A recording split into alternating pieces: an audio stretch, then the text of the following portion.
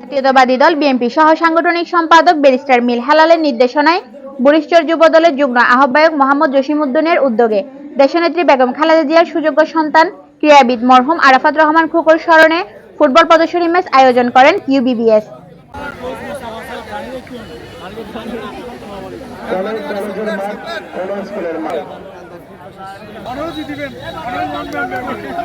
এই সময় আয়োজকরা বলেন, আমি মনে করি এই স্বাধীনতায় আমাদের কোয়েস স্কুল মাঠটাও স্বাধীন হয়েছে।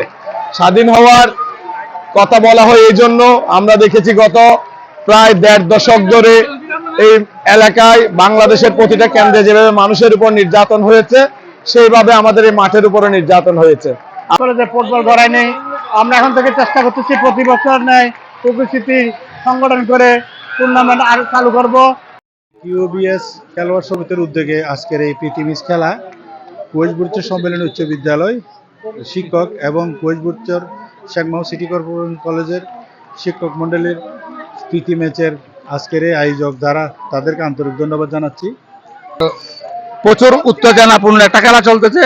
কোয়েস কলেজের শিক্ষক মহোদয় বনাম কোয়েস স্কুলের শিক্ষক মহোদয়দের নিয়ে আজকের এই খেলাটার আয়োজন মূলত হচ্ছে আমরা যে 16 বছর খেলাধুলা থেকে পিছিয়ে ছিলাম, আজকের উপস্থিতি আমাদের প্রমাণ দিচ্ছে যে 16 বছর আমাদেরকে স্টিল রুলার দিয়ে দাবিয়ে রেখেছিল, আমাদেরকে খেলাধুলা থেকে দূরে রেখে ইয়াবা হাতে তুলে দিয়েছিল।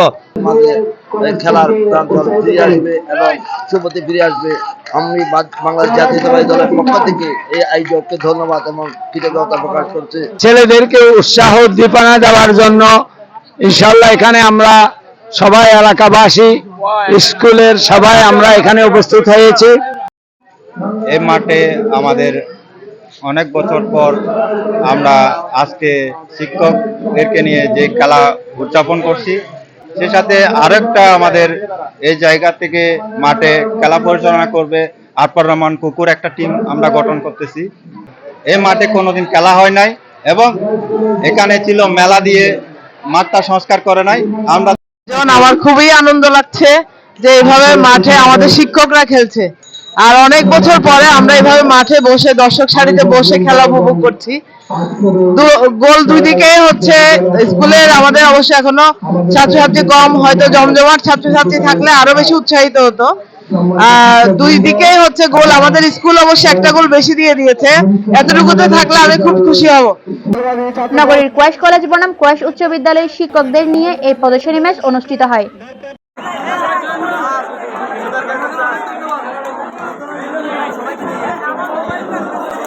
এই প্রদর্শনী খেলা দেখতে এসে স্কুল কলেজের ছাত্রছাত্রীরা বলেন, ঐতিহ্যবাহী মাঠে আমরা আবার নতুন করে এই খেলার মাঠকে আবার সুন্দর করে পরিচালনা করতে পেরে নিজেদের ধন্য মনে করছি।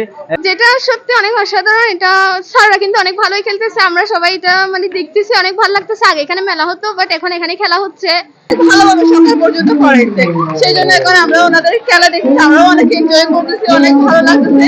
টিচাররাও স্কুল অ্যান্ড কলেজের টিচারদের মধ্যে এই ম্যাচটা হচ্ছে। 16টি বছর পর এরকম একটি আনন্দময় রোমাঞ্চকর একটি ফুটবল টুর্নামেন্ট আয়োজন করা হয়েছে। আমরা চাই প্রতিটি বছর যেন এরকম একটি উদ্যোগ গ্রহণের ফলে আমাদের মাঠটিকে সংস্কৃতি এবং সুন্দরময় করে তোলার জন্য ভালোবাসার জায়গা, আমাদের খেলার জায়গা। এই খেলার জায়গাটাকে দীর্ঘ 15 বছর মেলার মাঠ করে রেখেছিল তারা। আরাফাত রহমান খোকর স্মৃতি ফুটবল টুর্নামেন্ট আয়োজিত এই ম্যাচে কোয়েস কলেজ 3 গোল বনাম কোয়েস উচ্চ বিদ্যালয় 5 গোলে নির্ধারিত সময় ম্যাচ জিতে নেন।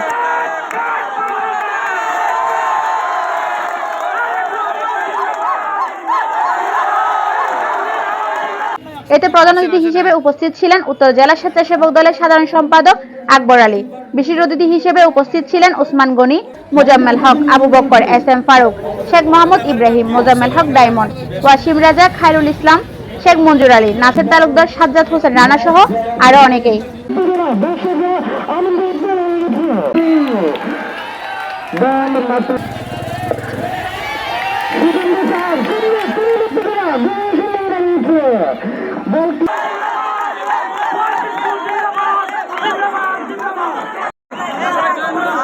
Desk news, channel city, Chittagong.